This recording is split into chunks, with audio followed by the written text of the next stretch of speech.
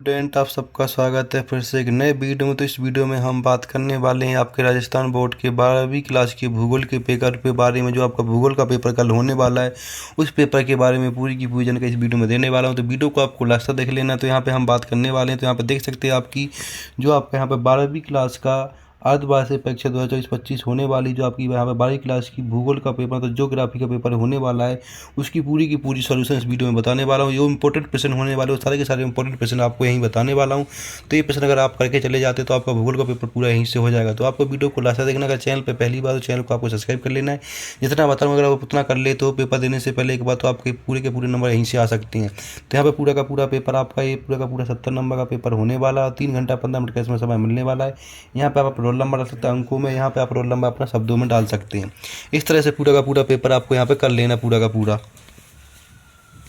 तो यहाँ पे हम पहले प्रश्न की बात करने वाले, पहला प्रश्न क्या पूछा गया उसकी यहाँ पे हम बात करने वाले हैं। तो वीडियो को आपको यहाँ पर लास्ट तक देख लेना है। यहाँ पे आपके जो निर्देश दे रखे हैं वो निर्देश आपको पूरा का पूरा यहाँ पे पढ़ लेना है। चैनल पर पहली बार, तो चैनल को आपको यहाँ पे सब्सक्राइब कर लेना है। अब हम बात करने वाले पहले प्रश्न की। तो यहाँ पर देख सकते हैं आपका यहाँ पे पहला सेक्शन आ गया ए, जिसके अंदर प्रश्न दे रखे हो, सारे के सारे प्रश्न देखने और सारे के सारे आंसर मिलने। एक प्रश्न 1 नंबर का यहाँ पे होने वाला। पहला प्रश्न बोला गया इसमें, मानव भूगोल आज तक पृथ्वी और क्रियाशील मानव के बीच परिवर्तनशील संबंधों का अध्ययन है। यह कथन निम्न में से किसका है? तो यह कथन किसका है? तो यहाँ पर रैट जेल का है, एलन सी सेपेल का है, या फिर ग्रेफिथ टेलर का है, या फिर यहाँ पे ब्लास का है। तो इनमें से एक ये जो कथन बोला है किसका कथन, तो यहाँ पे आपका आंसर आने वाला बी, एलन सी स्पेल का एक कथन है।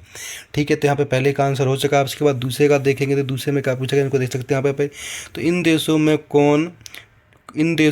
दूसरे में पूछा है, इन देशों में, ये दूसरा प्रश्न है इसमें, इन देशों में कौन जननांगीय संक्रमण की अंतिम अवस्था में है? जननांगीय संक्रमण की अंतिम अवस्था में है।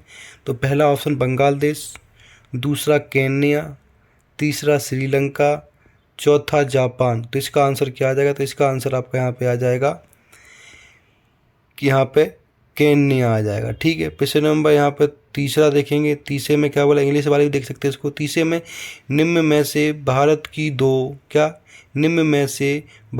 दो अत्यधिक प्रदूषित नदियाँ कौन सी हैं? तो यहाँ पे बताना तीसरे में कि भारत की 2 अत्यधिक प्रदूषित नदियाँ कौन सी हैं? ताप्ती नदी, क्या बताऊँ, नर्मदा या ताप्ती, महानदी या गोदावरी, गंगा या यमुना, या फिर कृष्णा या कावेरी। तो इसमें आपका ऑप्शन आ जाएगा गंगा एवं यमुना। तो ऑप्शन सी आ जाएगा तीसरे का। प्रश्न नंबर चौथे में पूछा गया है, यहाँ पर चौथा देख लीजिएगा। यहाँ पे तो इंग्लिश वाले स्टूडेंट भी देखते हैं। तो चौथे में पूछा गया कि स्थल वृद्ध पात्राशय कौन सा है? स्थल वृद्ध पात्राशय कौन सा है? विशाखापट्टनम, एन्नौर, मुंबई, हल्दिया। तो क्या आ जाएगा यहाँ पे आपका?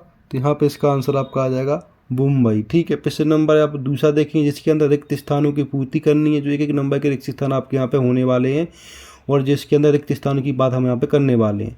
तो पहला प्रश्न क्या पूछा गया वो यहाँ पे देख लीजिएगा। तो यहाँ पे आपको रिक्त स्थान पूरे के पूरे भर देने, जितने पूछे गए वो सारे के सारे रिक्त स्थान आपको यहाँ से भर देने हैं। तो पहला रिक्त स्थान देख लीजिएगा, पूछा गया, पहला पूछा गया, रूस में सामूहिक किसी को क्या कहा जाता है? रूस में सामूहिक किसी को क्या कहा जाता है वो बता देना आपको। यहाँ पे इंग्लिश वाले भी स्टूडेंट इसको देखते हैं, नीचे इंग्लिश में लिखा हुआ है। तो यहाँ पे जो रूस का किसी होती है वो आपको भर दे। प्रश्न नंबर 6 में वैश्विक संचार, खालिस्तान ने वैश्विक संचार तंत्र में वास्तव में क्रांति ला दी है। कौन सी क्रांति ला दी वो बता देनी है आपको यहाँ पर। ठीक है, प्रश्न नंबर 7 में गेट को कहा जाता है खालिस्तान में विश्व व्यापार संगठन मतलब WTO में रूपांतरित किया गया है। किसको रूपांतरित किया गया है? WTO में। तो ये बता देना, यहाँ पे भर देना आपको। प्रश्न नंबर आपका यहाँ पे 8 हो जाता है, जिसके अंदर पूछा गया है नगर आर्थिक वृद्धि के खालिस्तान रूस में कार्य करते हैं। वृद्धि के रूप में कार्य करते हैं। कौन कार्य करता है वृद्धि के रूप में? प्रश्न नंबर 9 में पूछा गया है मृदा के कटाव व बहाव की प्रक्रिया को हम क्या कहते हैं? मृदा के कटाव व बहाव की प्रक्रिया को खालिस्तान क्या कहते हैं वो यहाँ पे आपको भर देना है। ठीक है, तो प्रश्न नंबर आपका 9 पूरा हो चुका है। तो फिलिंदा ब्लैंक्स इस तरह से पूरे के पूरे करा दिए गए। 10 नंबर में लोहे अक्ष के प्रकलन के लिए खालिस्तान अनिवार्य है। क्या अनिवार्य है? लोहे अक्ष प्रकलन के लिए। तो ये आपको प्रश्न खालिस्तान पूरे सेक्शन बी में, जिसमें हम सेक्शन बी स्टार्ट होता है, जिसमें हम अति लघु उत्तर प्रश्न करने वाले। देखिए नंबर के प्रश्न आपके होने वाले हैं, very short answer type question ये आपके होने वाले। तो प्रश्न नंबर 11 में पूछा गया कि भूमध्य सागरीय किसी की मुख्य विशेषता क्या है? तो प्रश्न नंबर 11 आपको पूरा बता देना है। प्रश्न नंबर 12 में आपसे पूछा गया फुटकर व्यापार क्या होता है, तो फुटकर व्यापार के बारे में आपको यहाँ पे बता देना है, ठीक है। इसके बाद प्रश्न नंबर 13 में पूछा गया है कि एशिया का सबसे महत्वपूर्ण दोहरे पथ से युक्त विद्युतीकरण रेल मार्ग कौन सा है, विद्युतीकरण रेल मार्ग कौन सा है, ये बता दें महत्वपूर्ण। तो प्रश्न नंबर 14 में पूछा गया है डंप करने से क्या तात्पर्य है, डंप करने से क्या तात्पर्य है, ये बता देना आपको यहाँ पे। प्रश्न नंबर 15 पूछा भारत में किन क्षेत्रों में अर्धगुंछित बस्तियां पाई जाती हैं, बता देना 15 में।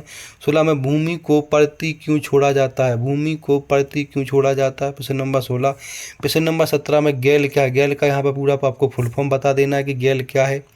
इसके बाद आपका यहाँ पे हो जाता है प्रश्न नंबर 18 देख लीजिएगा, तो गैल क्या है ये बता दें उसका फुल फॉर्म। 18 में छोटी लाइन में दो पटरियों के बीच की दूरी कितनी होती है, आपको बता देना। अब आपका सेक्शन 3 स्टार्ट हो जाता है, देख लीजिए सेक्शन 3 जिसके अंदर आपके लघु उत्तम प्रश्न स्टार्ट होने वाले हैं, जो शॉर्ट टाइप क्वेश्चन हो, जो 2 नंबर के प्रश्न आपके यहाँ पे हो जाते हैं। तो शॉर्ट टाइप प्रश्न होते हैं जो लघुआत्मक प्रश्न होते हैं, जिसमें आपको प्रश्न नंबर 19 में चलवासी व वाणिज्य पशुधन पालन में 4 अंतर लिखिए। प्रश्न नंबर 20 में स्वच्छंद उद्योग की प्रमुख विशेषता लिखिए। प्रश्न नंबर 20 देखिए, तो प्रश्न नंबर 20 में पूछा गया है कि स्वच्छंद उद्योग की प्रमुख विशेषताएं क्या होती हैं, विशेषताओं के बारे में बता देना है। प्रश्न नंबर आपका 21 आ जाए, प्रश्न 21 में पूछा गया कि नाभिकीय ऊर्जा क्या है। इसके बाद भारत के प्रमुख नाभिकीय ऊर्जा केंद्रों के नाम लिखें। नाभिकीय ऊर्जा क्या है, भारत के प्रमुख नाभिकीय ऊर्जा केंद्रों के नाम लिखें।